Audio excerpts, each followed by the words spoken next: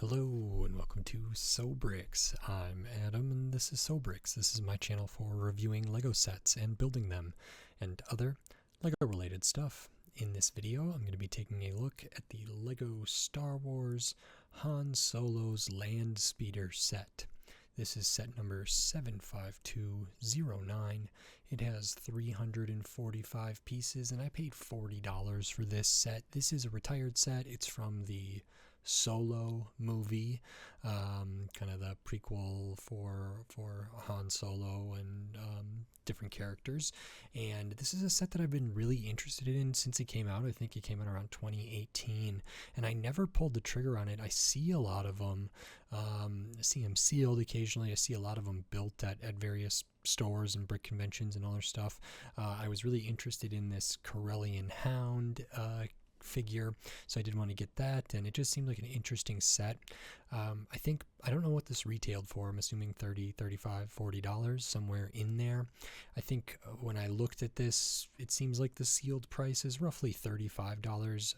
I got this at a store where I had some store credit and some other stuff, so my effective cost was a little bit different, kind of hard to quantify, but I'm going to just talk about it as the stickered price that they had this listed at. And I might have overpaid a little bit if it goes for $35 on different websites. I paid $40, but like I said, I had credit at this store, and I didn't have to get it shipped to me or anything like that. So I felt like that made sense, and I did really want to take a look at this. So I picked this up, and I'm excited about it. So in this video, I'm going to open this up, I'm going to put this together, and then I'm going to share my thoughts on it. So while I build, I will speed the video up, and then I'll slow it back down to review this set. So until then, enjoy. Okay, so while we look at the build for this Lego Star Wars Han Solo's Landspeeder set, I just wanted to say thanks for watching, and then remind you, if you like the video, click the thumbs up. If you like my other videos, click the subscribe button. That helps me a lot. And then I wanted to say thanks for all the kind words while I was on a brief hiatus. I'm happy to be back. I had to take care of some things, and I just needed a break, but I have a lot of sets to review coming up, so stay tuned for that, and I appreciate all the support. And then I wanted to talk about the build a little bit here. So there's actually a lot more in this first bag of pieces than I anticipated, and we don't even really have a lot of the vehicle taking shape yet. It's not really until this bag of pieces where we do the sub-assembly kind of for one of the sides of the build, and then we actually have some really interesting details internally here in the cockpit area, in the hood area, at the rear, and also underneath, which is pretty excellent. I was very pleased with all of that, and some of that is kind of a surprise to me, even though it does display it on the back of the box. And now into the third bag of pieces, we work on some other sub-assemblies, kind of the spoiler or the wing kind of on the back of this, some of the more internal details, kind of some greebling on the side here, and then we also do some more internal stuff like the engine and eventually the hood of the vehicle, essentially. And then after all of that is done, we kind of put on the last few finishing touches, including some extra accessories and some different stuff. So very cool. Now on to my review for this set. Okay, so this is the Lego Star Wars Han Solo's Landspeeder here from 2018, from the Solo movie, the kind of prequel spin-off young Han Solo thing. And this is pretty cool. There's a good amount of stuff to look at in here, even though it's a relatively small set. So we will get right into it, and the first thing we will look at is the minifigures, because you do get some. First one we will look at is the young Han Solo. So we can look at this figure here. Do have the blaster there, which is fine as an accessory. The face here is pretty good. I do like this hair. I think at the time in 2018 they had switched to using this for Harrison Ford hair, or for old Han Solo as well, and it works for the younger one here. But the face I actually think is a little bit different than other Han Solo ones. You do get an alternate face here. If I could spin this around, there we go. So we get kind of a little bit of a smirk there. It can be framed up by the hair. and then we have the other kind of face there. I think that's pretty good. I think it reads as Han Solo, especially if people had seen the movie. I think this set probably came out a little bit before the movie, so but people had seen the actor here. I really like the torso design. So we kind of have this vest here with lots of little details. There's some like dirt or dust or kind of smudges in different places, different pockets, zippers, all kinds of different stuff, a belt around the lower portion. There's no printing on the midsection, but then we have a ton of printing on the legs. I actually really, really like this. So we have kind of a lower belt going across as well, and then again, kind of some dust, some dirt, some different splotches all throughout the legs there. Nothing on the arms. Looking at the rear, on the back of the torso, we just have a few more kind of stains or marks or different things, and I think that's pretty good actually. I like this. It's better than I expected it to be, which is really, really good. And in terms of looking like the character, I think they did a pretty good job of looking like the actor in the movie, and also looking like Han Solo, or like a young Han Solo would look in Lego form. So I think that's pretty good. The other figure you get here is Kira, or Kira, QI hyphen RA. They also have a blaster here, so for their accessory, and this is a really nice hairpiece. I think at the time it was maybe new-ish in 2018, so it has these nice kind of little cutout areas, feels appropriate for the character. We do have an alternate face for this one as well. There's more of a smile. See that framed up a little bit there. The torso for this is really cool. It's actually on kind of this metallic gray, sort of metallic silver, but not like drum lacquered kind of torso here. Nothing on the arms. Really good printing for the torso. Kind of a vest again, but maybe with some like fur kind of lining in there. And even in the fur lining, there's some really fine details that are kind of hard to see here just because of the contrast and everything. But then we get the layers underneath. We get the belt. This one does have printing on the midsection there, which is really, really good.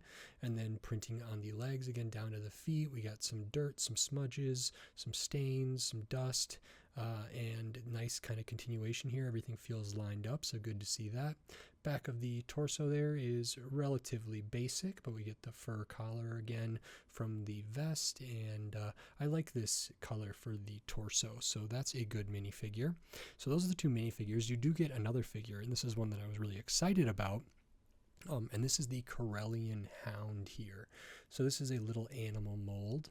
I think this is was a new mold for the sets released for the Solo movie. I anticipated this being bigger, and part of the reason I think I did is because, you know, looking at the box, like this is probably close to, I mean, that's even a little bit smaller. But then compared to this one here, I know that this whole picture is scaled up.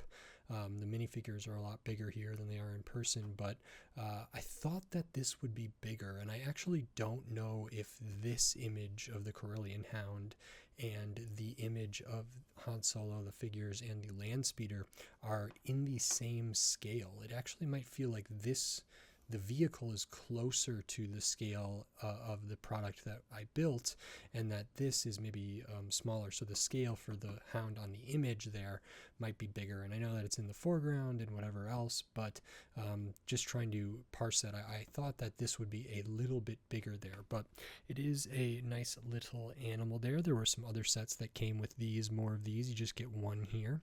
And I like this. There's no articulation. It's all one piece. A little bit bigger forelegs versus the high legs, little tail there. We get kind of some whiskers or feathers sort of underneath. We do have printing for the nostrils and the teeth and the eyes. And then there's some nice ridges around the back there, which is very cool. I would have liked to maybe get more of those. I think it should be a little bit bigger, but I don't remember, in the movie what how they were scaled there. And those are the three figures. I'm always interested in getting more unique animals here like this, and that's really good. I think the minifigures are overall pretty accurate and pretty good quality.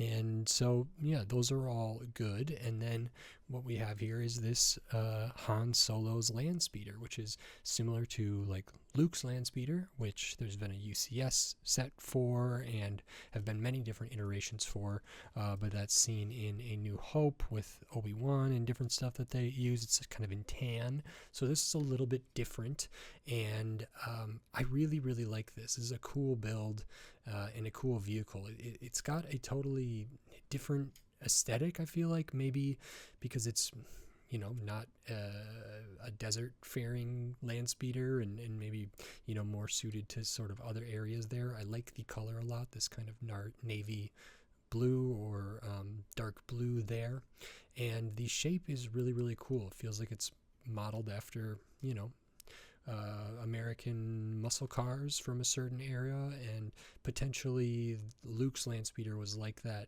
as well, although I don't know the specific reference. But this is really, really great, and when you start building it, you start kind of building some stuff at the rear and then connect a relatively big plate to it. But I'm actually going to look at the bottom first just so we can see here. There are if we look at it from the side, we can see there's some, you know, stuff down here, studs on the side, lots of really nice stuff. But on the bottom, we do have some wheels. And now this is all done with studs on the side bricks studding into the bottom of the plate here. So super low profile, and the wheels just stick out a little bit. And when this is on the ground, because of the stuff that's around them, you basically don't see the wheels at all, which is really, really nice. So they're kind of just that rim wheel. Sometimes Lego will put a tire around these, but they did not on this one because it is so low profile. And that does allow us to, you know, be able to slide this around. It doesn't make the best sound in my opinion, but that's okay. We can still kind of spin this if we need to, and of course it's swooshable as well, but I think it's good to have it be able to be kind of driven around like that as if it were hovering. And the way that this kind of comes in a little bit, again, you might not see that from many angles, especially if you're playing with it like kind of top down, so it does kind of feel like it's hovering there. So I really, really like that. But we start out kind of building the back, and then pretty early on we use a lot of brackets and studs on the side pieces to build up the sides. So I think some of this vehicle is a little bit in disarray potentially. I like that it's really asymmetrical, but I don't know if that's how this vehicle in universe would look if it were brand new. But over on the side we have this kind of all rounded out here. Do have a little bit of greebling detail in between there, which is nice use of the vented pieces here, kind of a window pane arch piece used here, which is very, very nice, kind of going across to the grill area. And then I'm imagining that on the other side here, it would have been more symmetrical, would have had a similar kind of thing with all of this, but it seems like this one is a little bit in disrepair, or is a little bit, you know, scrappy, a little bit bare bones or whatever else. So we get kind of some exposed stuff, and that's where there's a lot of asymmetry in there, which I really, really like to see, especially in like Star Wars vehicles, but in any vehicle, in any set, I like to see that. So we have some exposed kind of bar elements here for some tubing or you know, whatever else. Use of the kind of hinge piece here without the piece clipped into it, so just there for kind of extra detail. A little bit of, you know, kind of metallic silver through there, the stud here, different colors on the back as well. Looking at the back, we can see we have kind of like what looks like some thrusters there, maybe some exhaust, some different parts, and then we have this kind of spoiler wing here, which is another element that makes it asymmetrical. So over here we have kind of the rounded top there, flat across, and then comes around and connects way down on the bottom under here, which is really, really nice. I think, We do have a little bit of clear in here, which is good. The inverted tile there. There's also actually a little bit of clear underneath here, so it is studded down in the middle. It's not just studded down over here and over here, so it does have some support, but it is using the clear in there does make it look like there's a little bit more to pass through. I'm not sure about the use of the light bluish gray there. I don't remember in the movie. I think black would have been nice because it's used, right here. There is black in this already. I think that probably would have worked a little bit better, made the transition a little more smooth. This feels a little bit obvious to me, and I think they make this bracket piece in black, and I think they did back then too, so they could have done that, and that's an easy enough swap out to kind of make it how I would like. And then there's a lot of like internal details in this. So first, kind of looking at the cockpit here, we have 2 seats which can each fit a minifigure in there, and I really like how this was done. I like the tan, feel like that looks really, really nice, and I also like how spacious it is. We do have the just a windscreen here, and maybe would have liked to see just like I don't know, a tile on here or something, but or if this was a different windscreen that it didn't have these open studs at the top, but that still looks okay. We can fit them in there. We do have some prints, not exclusive, they're used in other things, but I do like that. We have kind of the yoke style steering using a bucket handle clipped in there, and there is some space in here. So there's like the space in front of the passenger side where that vent is. There's a little bit of space behind the seats, just barely, and there's some kind of space on each side of the center console, which is nice. I think theoretically, if these characters aren't holding their blasters, there are potentially places they could be stored, and I want to say, I could tuck one of these behind the seat there. It's not the easiest to get it out, but turning it upside down, they can come right out there, which is nice. And I like when they kind of make accommodations for that. We do use some like tiles with the vertical panel coming off of them right behind the seat. If I pop one of these seats out here, we can kind of see that. So using this piece, the tile with the panel coming up behind there, so it's almost like they intended that to be something, because it's not just like empty studs back there or anything like that. So I do like that a lot, but there's even more functions to this. You probably already saw the spring-loaded bolt shooters here with the red. So those are on the bottom, kind of on the outside at the back here, which is really, really nice. I was a little bit worried because of how much they stick out at the back. And I think, for display or whatever, maybe don't have those in there. I probably wouldn't, again, looking at it from the top down, looking at it from certain angles, you're not going to see them, especially because they're so low. But looking at it from like the right on the side here, the profile, they stick out pretty far. Looking at it from the back, they stick out pretty far. That does mean it's very easy to trigger those just while you're kind of pushing this along, because it doesn't take too much, and they can probably be stored part way or not locked in all the way, but otherwise, for a lot of sets that have these, if they're not integrated like super well, which these are integrated kind of medium well, I think.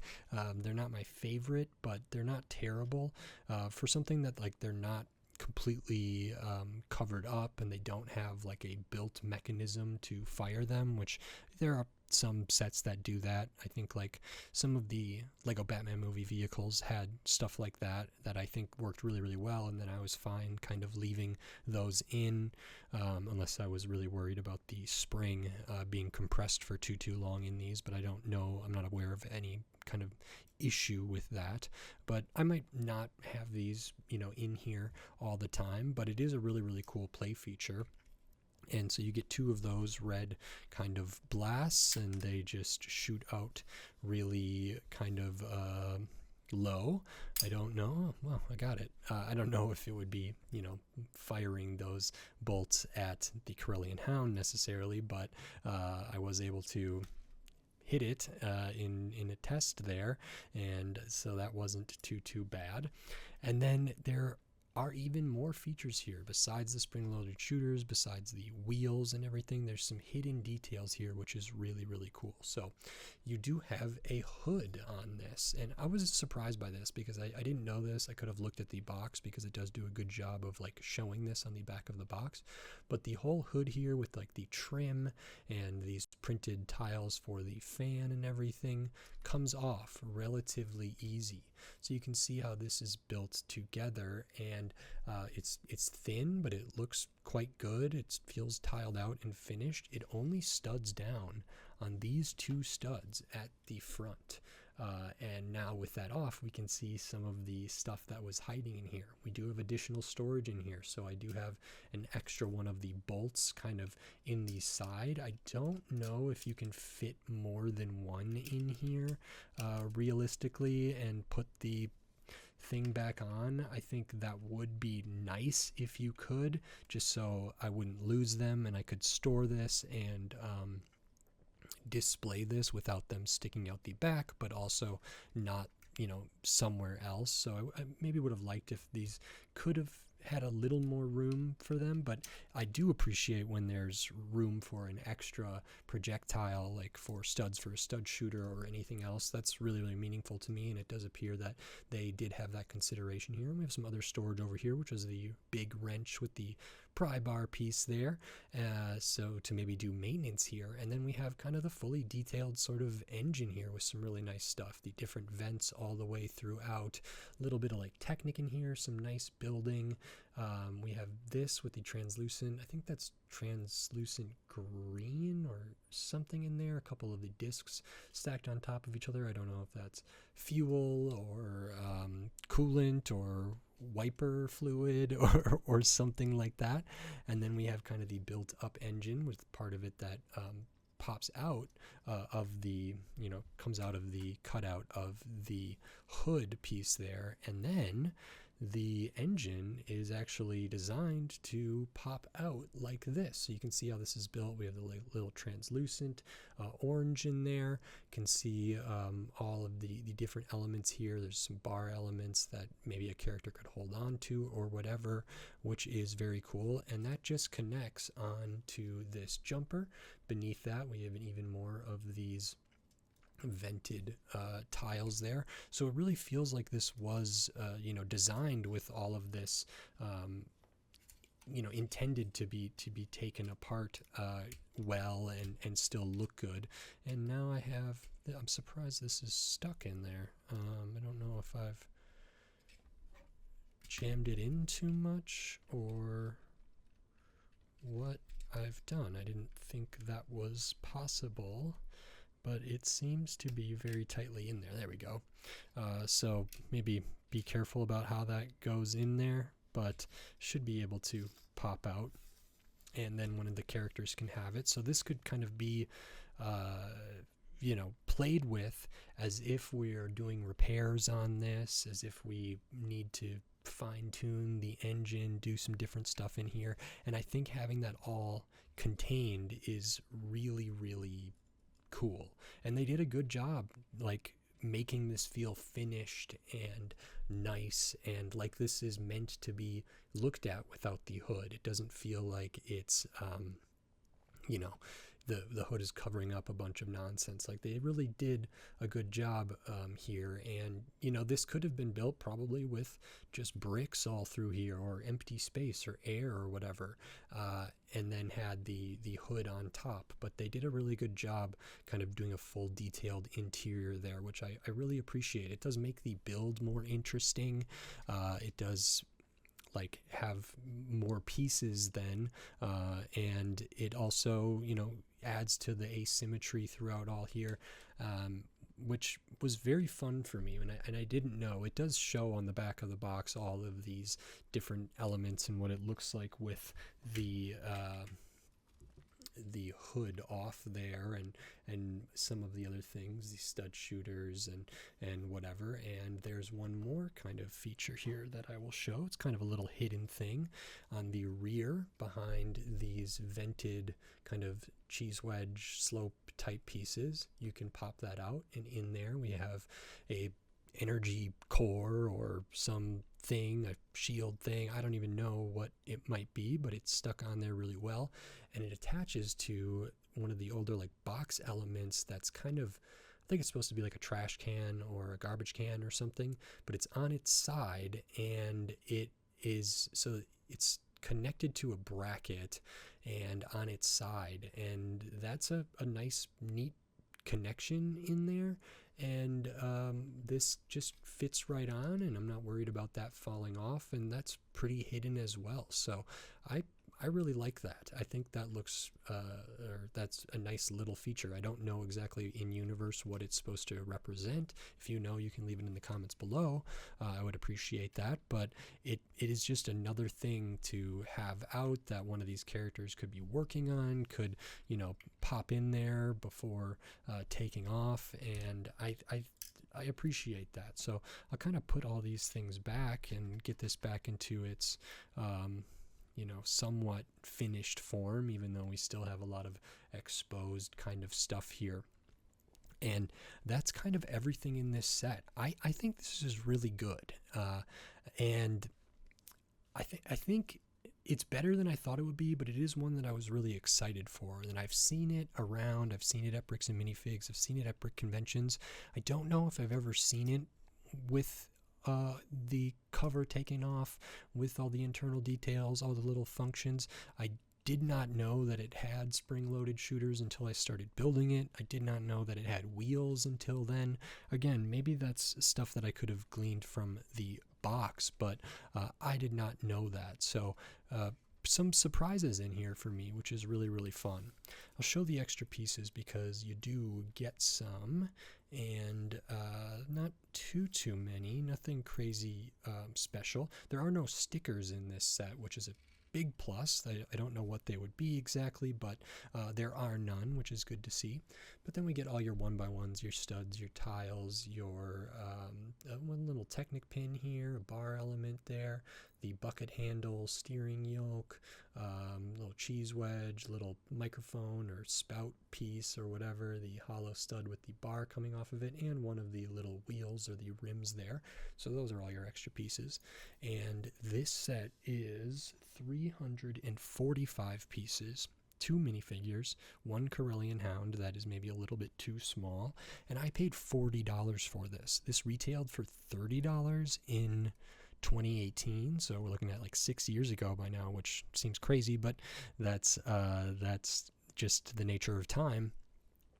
So $30 back then for almost 350 pieces, 2 figures. I think the figures are relatively good. I think the Corellian Hound is cool to get, and I think the vehicle is really nicely designed. I think it's accurate and fun, packed with features and functions and different things for different play sequences, and also really good for display, I would say. So I think this is really nice. I think for one vehicle, you know, I paid $40 for this, but it's a retired set. It's a licensed set, and I maybe overpaid because I bought it from a store, but like I said at the beginning, I had some store credit with that store, and I didn't have to pay for shipping or anything like that. I think the market price in the aftermarket now in 2024, maybe these go for $35. Maybe sometimes they can, you know, get a sealed copy under that, maybe closer to the retail, which would be nice. I think if I paid $30 for this, you know, post-retirement, I think I would have felt that I got a really good deal. So I don't feel terrible about $40. I don't know if in 2018 for just one vehicle $30 would have felt great. This is more substantial than Speed Champions. It's not 8 wide, it's wider than that. There's different features in here, but just comparing it to a similar like single car pack, you know, back at that time. Were they making Speed Champions in 2018, the 8 wides? I actually don't remember when the 8 wides started, but you know, if they were $20 and then $25 and now $27 or whatever, it doesn't feel outrageous to pay $30 for one vehicle. And then compared to like Yoda's Starfighter or some of the other like single smaller sort of play scale Star Wars sets of 2024, 2023, 2022, $30 for this doesn't feel crazy, and actually might have been a good deal, even if in 2018 it might not have been as good. I think compared to other sets that are releasing right now, it feels pretty nice actually. And all that considered, you know, I paid $40. I feel like that's okay. Overall, I really enjoyed the build. I like this model. I like the minifigures, and I don't have a ton of complaints really. I think maybe switch the color of the bracket here. Maybe make a little more space for storing the extra bolts. And then maybe the Corellian Hound being a little bit bigger, and that all would have been pretty perfect to me. As is, I think this is really, really strong, really, really good. So I was very happy I was able to take a look at this, and I enjoyed building it, enjoyed talking about it, and I think that's it. I think I got a fair deal, so great. If you like this video, please click the thumbs up and give it a like. If you like my other videos, click the subscribe button down below so you can stay up to date on all the LEGO videos I'll be doing here in the future, including more LEGO Star Wars, and then tons of other LEGO sets from all different themes, all different shapes, size, price point, piece count, old sets, new sets, retired sets, used sets sometimes, and alternate builds sometimes, and lots of other stuff. So subscribe so you don't miss any of my upcoming LEGO videos. And if you wanted to support this channel in a different way by giving money to the channel, you can do that here on YouTube with membership supers and thanks. And I have the Patreon. It's in the video description on my channel page, patreon.com/sobricks. So if you get some enjoyment out of watching my videos, or they're valuable to you in some way, they're informative, they're relaxing, they're fun, whatever the case may be, and you feel like giving back, all that money will go back into the channel, will help fund the LEGO sets that I buy and review, and also allow me to, you know, improve my camera and my microphone and all that other stuff, and adjust my recording setup, which I do have big plans and big goals for the channel. So any help is appreciated. It's not needed, it's not necessary. I don't want anybody to make any irresponsible, potentially financial decisions. So those avenues are out there, but that's just if people want. And I think that's everything. So thank you. And with all that said, until next time, thanks. Bye.